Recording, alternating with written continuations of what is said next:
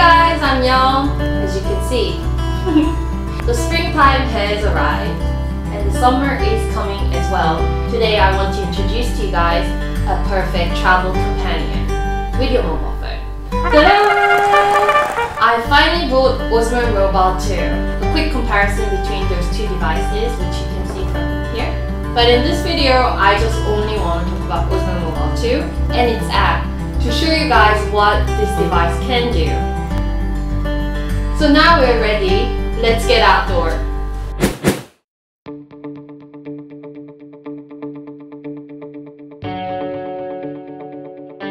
I've just crossed over from Hong Kong Island to TST.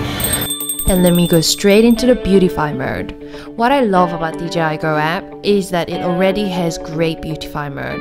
Okay, the resolution is only 720p, but it's a good quality 720p. With a decent beauty mode like this, I don't have to go and refer to other apps. So far my favorite function is motion time-lapse, and I'll go through all the lapse trio function in the app together. But first, let's go straight into motion time-lapse.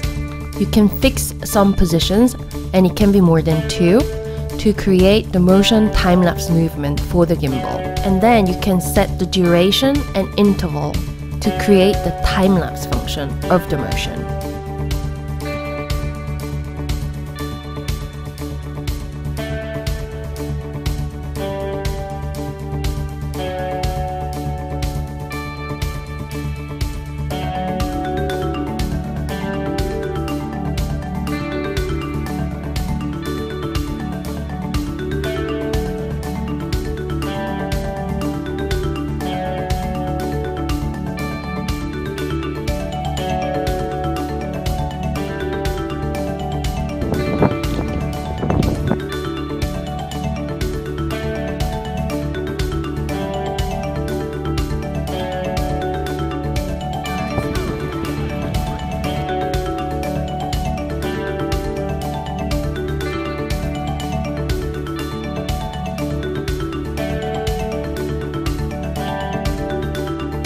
I discovered more functions. I realized that it feels a little bit like having Mavic Air on the ground, like transforming my mobile phone. I can really see it's a great addition to your already very, very expensive mobile phone by just spending another like 1,000 Hong Kong dollars. I'm going back from TST to Central on South Ferry again, and it's really choppy on Victoria Harbour, but you don't feel it, do you? Anyway, so I'll be out again at night time to test out long exposure function. Then see you! There seem to be two cool functions, long exposure and light trail. I tried during daytime, it was complete failure, so in the evening I went to Tamar Park to try it out. And look, I'm not exactly sure what I try to do. I think this is a little bit of success, it's written young. And I will need to practice more to figure it out. And I also tried some other functions, such as using sports mode.